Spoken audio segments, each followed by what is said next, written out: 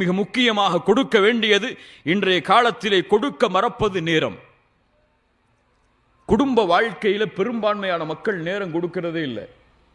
குறிப்பா இந்த வெளிநாடுகளில் வசிக்கக்கூடியவங்களுக்கு ஒரு மிகப்பெரிய எச்சரிக்கையை சொல்றேன். இல்ல மஷா அல்லாஹ் பாதுகாத்தவர்களை தவிர, மனைவியை பிரிஞ்சு எத்தனை வருஷம் இருந்தேன்னு சொன்னா அவார்டு கொடுத்தரலாம். அவருக்கு 4 வருஷம் ஆச்சு ஊருக்கு போய், 5 வருஷம் ஆச்சு ஊருக்கு போய், 3 பிள்ளை இருக்குது, அதை பார்த்துட்டு மனைவி உட்கார்ந்து இருக்காங்கிறாங்க. இதுவெல்லாம் ஹலாலான வாழ்க்கையா? இதுவெல்லாம் அல்லாஹ் ரப்புல் ஆலமீன் விரும்பக்கூடிய வாழ்க்கையா? ஒரு இயற்கையான ஒரு பெண்ணுக்கு என்ன தேவை இருக்கிறது என்று உங்களுக்கு தெரியாது? உங்களுக்கு இயற்கையாக என்ன தேவை இருக்கிறது என்று தெரியாது? அதை அல்லாஹ் ரப்புல் ஆலமீன் ஹலாலாக வாழ்வதற்கு வழி கொடுத்தும் செல்வம் என்ற ஒரே காரணத்திற்காக இப்படி ஹலாலாக வாழாமல் பலர் ஹராமிலே தங்களுடைய இச்சைகளை தீர்த்து கொண்டிருக்கிறார்கள். ஸ்கைப்ல உட்கார்ந்து பேசுறாங்க. சமூகத்திலே சொல்லப்பட வேண்டும் இதெல்லாம்.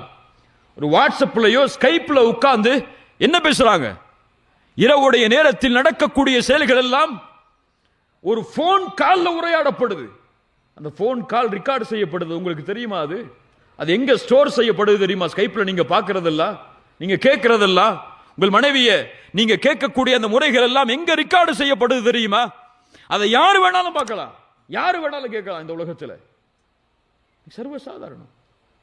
ஒரு ஆண் தவறான பழக்கத்திலே சர்வசாதாரணமாக, குறிப்பா சொல்லணும், மாஸ்டர்பேஷன் பழக்கத்துக்கு பலர் அடிமைங்க. இன்னைக்கு வெளிநாடுகளில் வசிக்கக்கூடிய பல வாலிபர்கள் திருமணம் முடிச்சு மனைவியோடு சேர்ந்து வாழ்ந்து ஹலாலான முறையில் இச்சையை கழிக்க முடியாம இப்படி அல்லாஹ்வால் ஹராமாக்கப்பட்ட செயல்கள் எல்லாம் அவர்களுக்கு சர்வசாதாரணமா மாறிடுச்சு.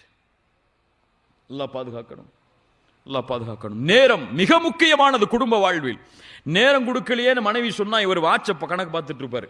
காலையில் 8 மணிக்கு ஆபீஸ் போனேன், 6 மணிக்கு தான் நான் திரும்பி வந்தேன். அதுக்கு பிறகு 7, 8, 9, 10 தூங்குற வரைக்கும் உன்னோட தானே இருந்தேன். 10 மணி நேரம் உனக்கு, 12 மணி நேரம் ஆபீஸ்க்கு, மீது உள்ளதான தூக்கம். ஏன் நேரம் கொடுக்கலன்னு சொல்ற? ஒரு பெண் இந்த நேரத்தை விரும்பல. நீங்க ஒரு 10 மணி நேரம் அவங்களோட இருக்கணும், 12 மணி நேரம் அவங்களோட இருக்கணும், அவங்களோட உட்கார்ந்து இருக்குங்கிற நேரத்தை விரும்பல. எந்த நேரத்தை விரும்புறாங்க? வீட்டில் உட்கார்ந்து இருந்தாலும் வாட்ஸ்அப்ல உட்கார்ந்து இருக்கீங்களே, வீட்டில் இருந்தாலும் போன் பேசிக்கிட்டே இருக்கிறீங்களே, இந்த நேரம் அவங்களுக்கு வேணும். அந்த பெண்ணுக்கு தேவை அந்த பெண்ணின் மீது கவனம், அவ்வளவுதான். நான் உன்னை பார்த்துட்டு இருக்கேன், நான் உன்னை பார்க்கிறேன், நான் உன்னை கவனிக்கிறேன், நீ தான் எனக்கு முக்கியம், மற்றதெல்லாம் முக்கியம் இல்லைன்னு தெரியணும். அந்த பெண்ணுக்கு என்னை விட இவருக்கு போன் தாங்க முக்கியம்னு தெரிஞ்சா என்ன நடக்கும்? குடும்பத்தில் மகிழ்ச்சி இருக்குவா? அந்த பெண் சந்தோஷத்தை கொடுப்பாளா? இப்போ நேரம் குடும்ப வாழ்வில் மிக முக்கியமானது. இது இருந்தால்தான் மகிழ்ச்சி அந்த குடும்பத்தில் அமையும். குடும்பத்தோடு உட்கார்ந்து இஃப்தார் செய்யுங்க, குடும்பத்தோடு உட்கார்ந்து சஹர் செய்யுங்க, குடும்பத்தோட ஒரு நாள் வெளியே போய் ஒரு ஹோட்டல்ல போய் சாப்பிடுங்க, பிள்ளைகளுக்கு நேரம் கொடுங்க. நீங்க எப்படி உங்க மனைவிக்கு முக்கியத்துவம் கொடுக்கிறீங்களோ அப்படித்தான் அவங்க உங்களுடைய பிள்ளைகள் அவங்களுடைய மனைவிமார்களுக்கு முக்கியத்துவம் கொடுப்பாங்க. உங்களை ரோல் மாடலா எடுத்திருப்பாங்க.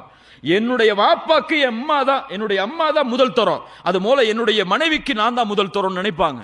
நீங்க உங்களுடைய மனைவிய ஏதோ தேவைக்காக மட்டும் டீ எடுத்துட்டு வா, அல்லது காபி எடுத்துட்டு வா, அல்லது துணியை துவைச்சு போடு, அல்லது வீட்டுக்கு இந்த சமையலை செய்யன்னு சொல்லி ஒரு வேலைக்காரியாக மட்டும் பயன்படுத்தினால்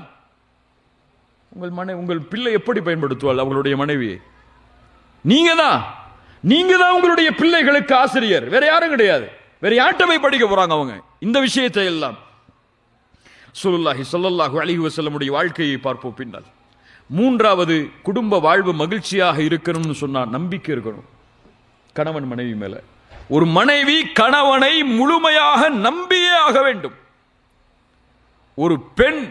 ஒரு பெண்ணை கணவன் முழுமையாக நம்பியே ஆக வேண்டும் அவங்களுடைய மனைவியை. இந்த நம்பிக்கையில கொஞ்சம் குறைஞ்சாலும் முடிஞ்சு போச்சு. இன்னைக்கு உள்ள இந்த இணையதள கலாச்சாரத்தில் ஒரு கணவன் மனைவி இந்த இருவரும் எதை விரும்புறாங்க தெரியுமா? எங்கிட்ட எல்லாமே இவர் ஓப்பனா இருக்கணும்னு விரும்புறாங்க. எதையும் இவர் மறைச்சிடக்கூடாது. ஃபேஸ்புக்கில் யார் ஃப்ரெண்ட் ரிக்வெஸ்ட் கொடுக்கிறாங்கிற முதற்கொண்டு எனக்கு தெரியணும். எல்லாம் எனக்கு ஓப்பனா இருக்கணும். அதை தெரிவதற்காக எதை செய்ய வேண்டும் என்று நினைத்தாலும் அவங்க செய்கிறார்கள். கணவனுக்கு தெரியாம போனை செக் பண்றது, மனைவிக்கு தெரியாம போனை செக் பண்றது, என்ன பழக்கம் இதெல்லாம்? உங்கள் மனைவியை வைத்துக் கொண்டு போனை கேட்டு பாருங்கள், சரியான விஷயம். ஆனால் மனைவி இல்லாத பொழுது போனை எடுத்து பார்த்தால் என்ன உள்ளத்தில் இருக்கு? உங்களுக்கு சந்தேகம் இருக்கு. உங்கள் கணவன் இல்லாத பொழுது அவர்களுடைய போனை நீங்கள் ஒரு தவறான எண்ணத்தில் யாரோட பேசியிருக்காரு, யாரோட பேஸ்புக்ல சாட் பண்ணிருக்காரு, யாரோட வாட்ஸ்அப்ல சாட் பண்ணிருக்காரு அப்படின்னு பார்க்கிறதுக்காக போனை திறந்தீங்கன்னா அந்த வாழ்க்கையா? இதுவெல்லாம் கணவன் மனைவியுடைய ஹலாலான வாழ்க்கையா? கணவன் இருக்கும் பொழுது போனை கேளுங்க, தவறு இல்லை. இப்படித்தான் ஒரு ஷேக்கிட்ட வந்து ஒரு மனிதர் கேள்வி கேட்கிறார். ஷேக், என்னுடைய மனைவி பகல்ல பார்த்தா அவளுடைய முகம் கொஞ்சம் தான் பிரைட்டா இருக்கு, ஆனா இரவுல போர்வைய என் மனைவி போட்டுட்டா அவளுடைய முகத்திலிருந்து அப்படி வெளிச்சம் எல்லாம் வெளியேறுது அப்படின்னாரு. அந்த ஷேக் சொன்னாரு, உங்க மனைவி உங்களுடைய போனை செக் பண்றாங்க, அந்த போனுடைய லைட் அதை மூல பாருங்க, அந்த போர்வையை திறந்துனாங்க. அப்படிதான் எனக்கு கலாச்சாரம் மாறிடுச்சு. அல்லாஹ் ரப்புல் ஆலமீன் நம்மை சீர்படுத்துவானாக.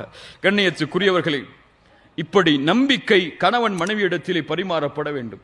அப்படி கணவன் மனைவி நான் ஓப்பனா இருக்க தேவையில்லை. மனைவி என்னை பத்தி என்ன தெரியணும், அந்த பெண்ணுக்கு என்ன பத்தி என்ன தெரிஞ்சிருக்கணும், அதெல்லாம் அந்த பெண் தானே, அவ மனைவி அவளுக்கு என்ன தெரிஞ்சிருக்கணுமோ அதான் தெரிஞ்சிருக்கணும்னு நினைச்சா அதுவும் தப்பு தான். இன்னும் பல பேருக்கு நம்ம இடத்துல நம்ம எவ்வளவு சம்பளம் வாங்குறோம் நம்ம மனைவிக்கு தெரியாது, மறைச்சு வச்சிருக்கோம். ஏன்? அதுல ஒரு காரணமும் இருக்கு. 2 பவுன் 4 பவுன் அடுத்த மாசம் மாறிடும்னு.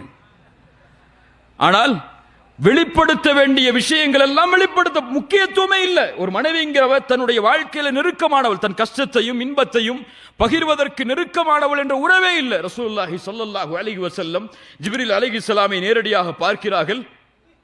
ஹிராவுடைய குகையில் பார்த்தவுடன் பதட்டம் ஏற்பட்டு வஹி இறங்கியதற்கு பிறகு யாரிடத்திலே ஓடுகிறார்கள்? கதீஜா ரலியல்லாஹு அன்ஹாவிடத்தில்.